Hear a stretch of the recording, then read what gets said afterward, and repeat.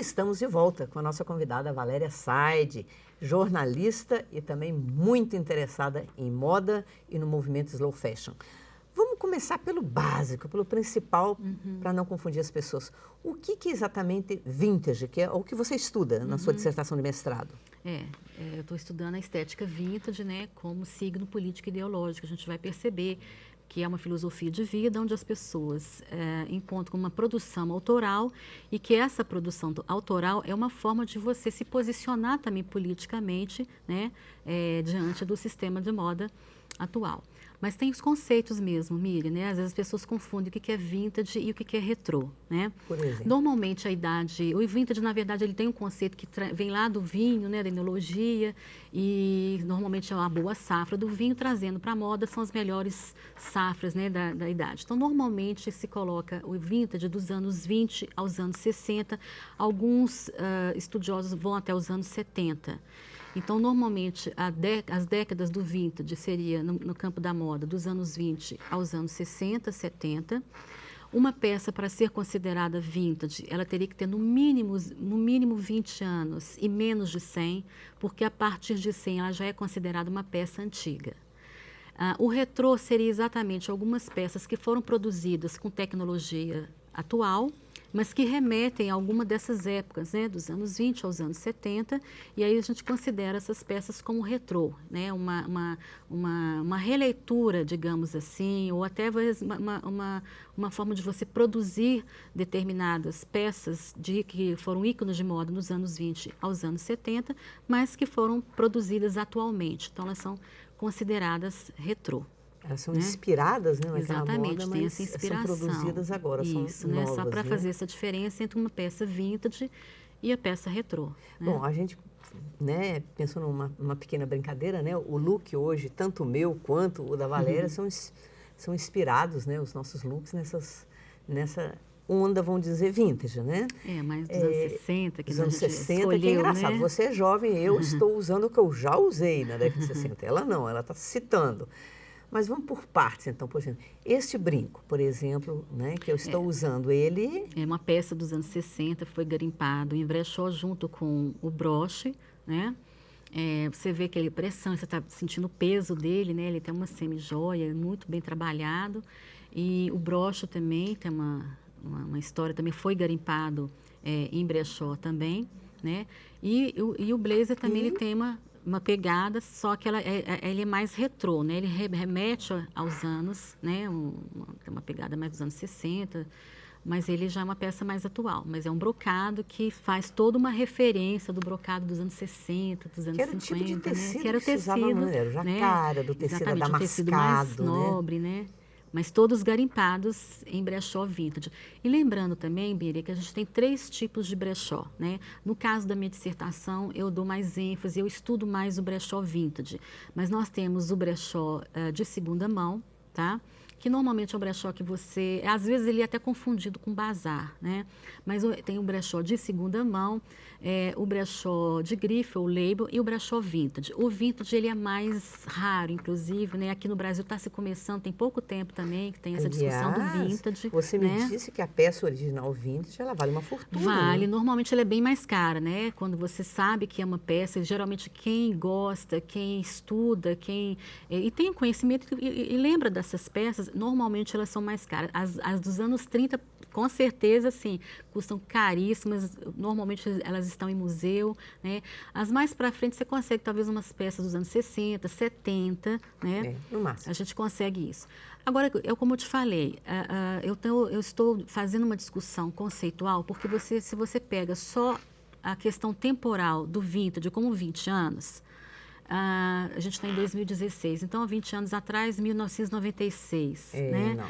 Eu acho meio complicado você falar que está usando uma peça vintage de 1996. Eu acho mais interessante né? essa pegada do estilo. Eu acho que é da questão, né, do estilo, e aí você vai cair na questão da memória afetiva também, que é outra dimensão que a gente trabalha, né? Isso que eu gostaria, que é bacana, isso né? que eu gostaria muito de enfatizar, porque são coisas muito interligadas. A gente falou da pegada política, né? Sim. Que é Por quê? É uma né? forma de resistência mesmo, né? Você não Resistência, da ficar atrás de memória. tendências, né? A parte política que eu acho interessante também é esse aspecto autoral, você ficar Isso. livre da ditadura da moda, você Exatamente. se constrói, e atualmente, né, você se constrói enquanto corpo, enquanto ideologia, enquanto maneira, estilo de vida, né? Se você, enfim, se você vai casar, não vai casar, se vai ter filhos, a profissão que você vai, a mulher principalmente, enfim. Mas eu gostaria que você falasse também um pouco dessa memória afetiva no seguinte aspecto. Você cita um livro que eu acho assim uma pequena obra-prima, que é O Casaco de Marx. Isso é lindo. O Casaco de Marx é um dos livros mais bonitos e ele é de economia e política. E tem uma parte que eu acho maravilhosa, que é quando conta o autor. Qual que é o autor? Você se lembra? Ele tem um nome complicadíssimo. Eu esqueci. Ele conta que ele havia perdido um amigo, ele tinha, digamos, feito bem essa passagem da perda do amigo, ele herdou uma japona, um casaco do amigo, e um dia ele vai dar uma conferência em algum lugar, e ao falar do amigo, ele repara que ele está com aquele casaco, ele se sente envolvido pela memória. Ali ele faz a perda e chora a perda do amigo. Então, a questão da memória afetiva das roupas, você preservar isso como uma coisa valiosa e não apenas descartar em função de coisas novas. Exatamente. Então, quem sabe a gente fala um pouquinho desta peça maravilhosa que nós temos aqui, que é este colar. Este colar foi da sua avó, não é isso, Valéria? Como é que é a história da sua avó? Então, isso eu lembro dela usando, a gente ia para a missa, eu devia ter uns 7, 8 anos aqui na Bias Fortes, e ela ia para a missa na igreja de Lourdes, muito elegante, por sinal eu ficava assim, a minha inspiração foi muito a minha avó, ela era muito elegante, e eu lembro desse colar, então eu ficava fascinada com esse colar, né? Você vê que a forma, madrepérola, a abertura, né? E eu herdei essa peça, então assim, já usei em algumas produções. São pérolas? Né?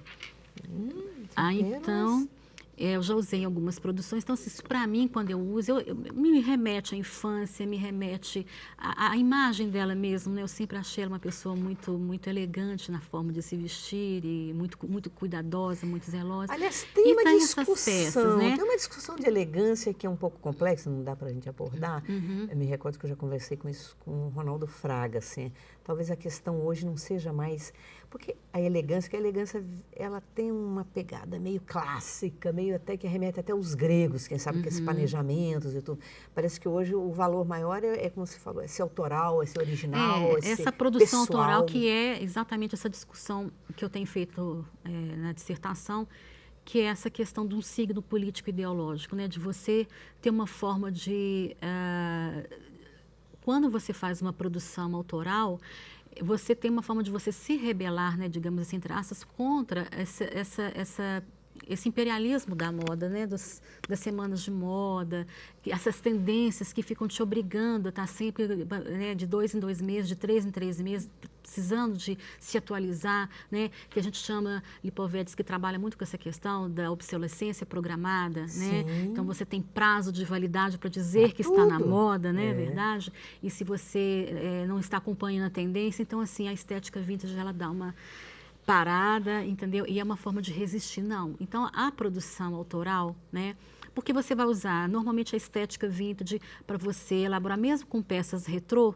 E o que é bacana, quando você quer utilizar uma peça retrô, você está voltando hoje com as costureiras, que é muito bacana. Isso né? é muito bom. Você pedir para as costureiras irem em casa, ou você mesma, né, tiver o talento de costurar, eu acho isso muito legal. Então, esse resgate da costura dentro de casa, de você fazer um vestido que é seu, né? Um problema que havia com as costureiras, não sei se pode chamar problema, né? É uma questão. É porque você, para elaborar um vestido, você tinha que levar o material, discutir com ela, mostrar o modelo. Depois você tinha uma primeira prova, depois você tinha uma segunda prova, porque era tudo muito ajustado, havia muitas penças, os vestidos eram muito demarcados. Então, a pença aqui perto do seio, ela tinha que ser perfeita na altura, né? E depois você ia buscar, quer dizer, eram 4 idas à casa da costureira. Então, a moda, né, das boutiques facilitou um pouco a vida das pessoas. Mas perdeu um pouco, quem sabe, até o contato humano, que era muito bom. Pois é, mas é igual eu estou te falando, quando você faz a questão da produção autoral e você resolve fazer sua própria roupa, é uma forma de você também ter uma peça só sua, né? Que você vai dar um perfil, né, para sua costureira. E aí a gente vai pegando. Eu estou discutindo com você usando modelos numa estética vintage, né?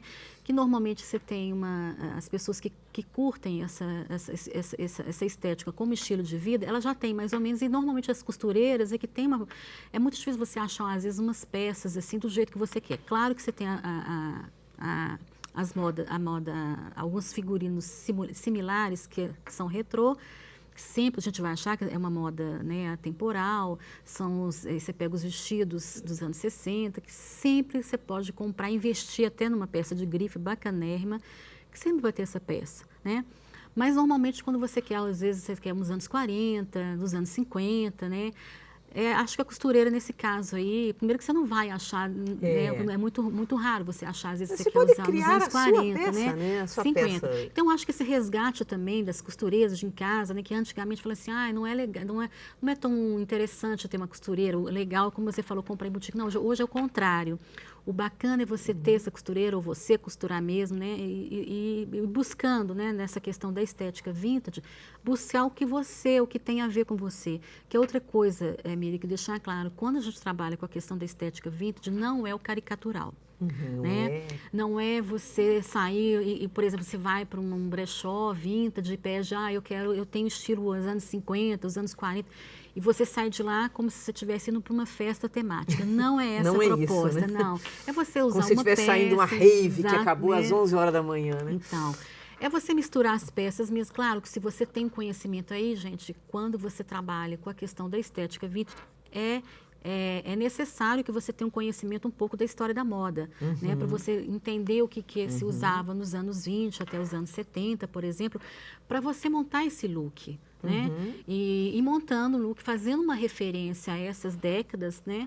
Mas que você possa trabalhar com peças contemporâneas, né? Não é sair uma coisa muito caricatural, muito temática, fazer né? uma mistura. Que você possa fazer esse trabalho. Isso. Né? Vamos fazer outro intervalo e daqui a pouco nós voltamos aí já com o lado político do movimento Slow Fashion. Até daqui a pouco.